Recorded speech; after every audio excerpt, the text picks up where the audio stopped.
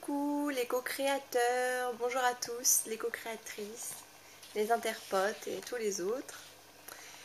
Alors voilà, je fais ma première vidéo avec une caméra, puisque mon mari m'a dégoté une caméra. Je sais pas exactement où il l'a trouvée, hein, mais il m'a dit qu'on avait une caméra pour un prêt longue durée. Alors je sais pas ce que ça veut dire. Ma foi, j'en profite et puis on verra bien. Donc voilà, je lance ma saison 2 qui a commencé hier. Hier c'était une journée assez particulière puisqu'en fait j'avais prévu de faire une vidéo et puis en fait j'ai pas eu le temps puisque il s'est passé quelque chose d'assez incroyable puisqu'avec mon mari en fait on voulait faire le ménage tout simplement et puis on s'est décidé à faire quelque chose qu'on voulait faire depuis longtemps. C'est-à-dire qu'on a réagencé toute la pièce principale. Donc en fait, en faisant le ménage, on s'est rendu compte qu'il y avait plein de choses qui n'étaient pas forcément rangées, puis qu'on avait envie de ranger, mais que finalement on n'arrivait pas à ranger parce que les meubles n'étaient pas bien mis, pas à la bonne place, ou qu'il y avait des choses qui nous servaient à rien, ou que... Voilà, plein de trucs comme ça. Et en fait, à un moment donné, on s'est dit, ok, bon, faut tout bouger, quoi. En gros, faut descendre le bureau, faut remonter l'étagère, faut machin. Donc on s'est lancé dans un espèce de ménage de printemps, un peu. C'était assez rigolo. Et voilà, donc on a fait ça. Donc c'était rangement, ménage, désencombrement aussi. Alors je sais pas si vous connaissez, il y a un livre aux éditions Jouvence qui est vraiment pas mal, qui s'appelle L'art du désencombrement ou quelque chose comme ça. Et c'est génial quoi, parce que c'est vrai qu'on entasse beaucoup de choses et ça fait au bout d'un moment ça peut faire des énergies stagnantes et polluantes. Donc il faut penser à désencombrer régulièrement. Donc ça va, nous on n'est quand même pas trop encombrés par les possessions matérielles, mais là j'avais besoin quand même de me séparer de certaines choses. Donc ça m'a permis de le faire. On a bougé tous les meubles, on se sent beaucoup mieux, on respire. On sent que les énergies circulent beaucoup mieux. Et voilà, donc pour un démarrage de saison, je trouve que c'est assez génial. Donc voilà, je voulais vous raconter ça. Voilà, alors lancement, les objectifs de la saison 2. Alors il y a toujours cette idée d'indépendance, de retrouver mon autonomie. Donc là il y a deux choses qui vont m'y aider. Je vais reconquérir ou reprendre mon indépendance, mon autonomie, je ne sais pas comment formuler ça. Puisque là j'ai toujours mes cours de conduite et que ça se passe de mieux en mieux. Je sens vraiment que je progresse et voilà, donc c'est cool, donc je continue sur cette voie-là. Et mon objectif c'est de pouvoir, c'est qu'on me présente au permis au mois de mai.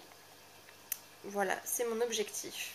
Donc on verra, c'est dans la saison 2, hein, ça rentre dans le timing de la saison 2, donc on verra bien si ça se concrétise et si j'arrive à obtenir mon permis de conduire avant la fin de la saison 2. Voilà. Ensuite, par rapport à cette histoire d'indépendance, il y a toujours cette histoire de lien avec mes parents.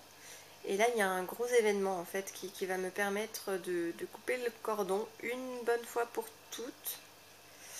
Je pense vraiment que là, c'est un acte très symbolique. Puisqu'en fait, mes parents ont décidé de se remarier. Bon, ils ont jamais divorcé, hein, mais pour leurs 30 ans de mariage, en fait, ils veulent se marier, mais cette fois à l'église, puisqu'en fait, ils s'étaient mariés qu'à la mairie. Et là, ils veulent faire un mariage un peu plus spirituel pour leurs 30 ans de mariage. En sachant que moi, j'habite du côté de Bordeaux et que mes parents habitent à Lyon, il faudrait qu'on prévoie d'acheter les billets de train, de prévoir notre séjour, donc de louer quelque chose ou je ne sais pas quoi, puisque ça maintenant c'est clair et net que pour moi que je ne veux plus retourner dormir chez mes parents pour une courte durée ou une longue durée, peu importe, je ne veux plus du tout aller chez eux. Ça c'est clair et net. Donc il faudrait prévoir le logement, voilà, donc ça représente un budget assez énorme. J'étais vraiment convaincue au début que je voulais le faire, et puis en y réfléchissant, je me suis rendu compte que j'avais pas vraiment envie d'y aller, que je me sens juste obligée d'y aller parce que j'ai une croyance qui est profondément ancrée. C'est la croyance selon laquelle je n'ai pas le droit de faire de la peine à mes parents. Voilà. Et donc je suis prête à me contraindre, à renoncer à des vacances qu'on aurait pu aller passer ailleurs qu'à Lyon. On pourrait aller à la montagne, à la campagne, je sais pas. Et non, du coup, je serais prête à me priver de vacances, à dépenser tous nos sous qu'on a mis de côté pour aller à Lyon, pour le remariage de mes parents. Tout ça parce qu'ils nous ont demandé d'être témoins, à moi et mon mari. Alors que je suis leur fille, hein, donc moi je sais qu'ils sont ensemble depuis 30 ans, je le sais. Hein. Je suis témoin tout le temps, tous les jours. Et voilà, mon mari il se sent pas particulièrement concerné, donc voilà. Et la cerise sur le gâteau, je crois que c'est quand ma mère m'a demandé, m'a dit qu'elle voulait que ce soit mon fils qui porte les alliances. Donc mon fils il a 2 ans et demi, et je l'élève, j'essaye en tout cas, je fais de mon mieux, je l'élève en lui laissant une certaine notion de liberté. Je ne veux pas qu'il soit conformé au système modèle social en vigueur, et du coup non, mon petit garçon plein de vie, qui court partout, qui va parler avec les gens, j'ai pas envie de l'habiller comme un pingouin et de l'obliger à traverser une allée avec des alliances sous le regard des gens, avec la pression sociale, machin. Non, j'ai pas du tout envie.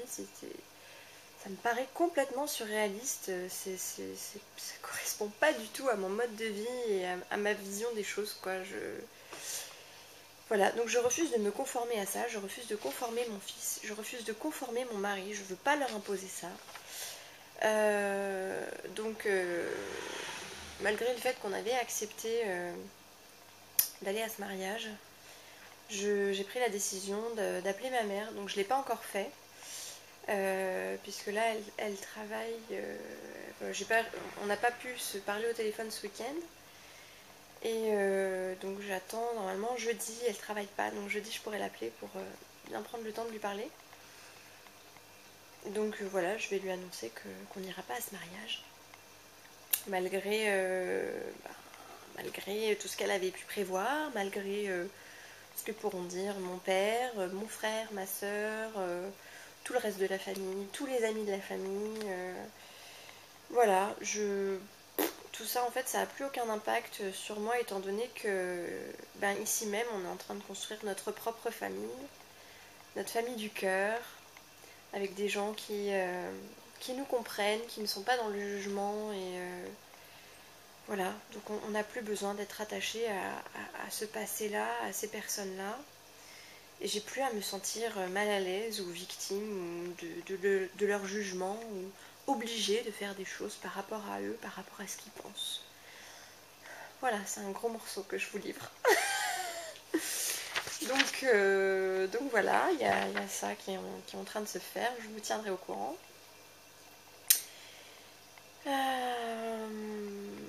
Je regarde, je lis mes notes parce que j'ai pris des notes.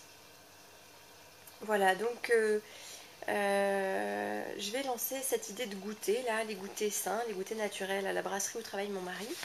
Donc j'ai envie de lancer ça en fait le 21 mars, puisque c'est un mercredi et que c'est le jour du printemps. Je me suis dit que c'était une super date pour lancer des goûters avec des jus de fruits frais, plein de vitamines et des bons petits gâteaux faits maison. Donc avis à ceux qui habitent dans le coin, Nous, on est au cœur de l'entre-deux-mer bordelais, donc pour tous ceux qui veulent plus de renseignements, vous pouvez me contacter en message privé, vous serez les bienvenus à ce petit goûter familial. Voilà. Sinon, j'ai envie vraiment de trouver ce qui me fait vibrer dans la vie. Parce qu'il y a plein de choses que j'aime, mais qu'est-ce que je peux faire? Dans quoi est-ce que je peux œuvrer au quotidien? Comment est-ce que je peux me réaliser en fait? Voilà. J'ai vraiment envie de trouver ça. Je pense que je m'en rapproche de plus en plus. Et là en fait je me suis acheté un petit bouquin. Je vais l'attraper. J'ai acheté un petit bouquin. Je vais vous le montrer. Il s'appelle Découvrir tes trésors. L'auteur c'est Alexandre Lucas. Et en fait il a écrit ce livre lui en racontant son propre parcours. Et en fait, comment grâce à ces épreuves, aux coïncidences heureuses qui sont intervenues dans sa vie, comment tout ça en fait il a pu traduire les messages cachés et découvrir sa légende personnelle, la raison pour laquelle il s'est incarné. Bon, je pense qu'il n'y a pas qu'une seule raison, hein, et bon, on peut toujours choisir sa mission, mais voilà, ça m'intéresse de voir un petit peu ce parcours-là, de voir si ça peut me donner de nouvelles pistes. Voilà, et puis la dernière chose, oui, c'est que c'est un petit peu plus terrestre comme objectif, un petit peu plus dans mon corps. Là, ça fait 2-3 semaines déjà que j'ai commencé le processus de faire plus attention à mon alimentation. Bon, j'ai une bonne alimentation hein, déjà depuis pas mal d'années, mais c'est vrai que des fois je vais manger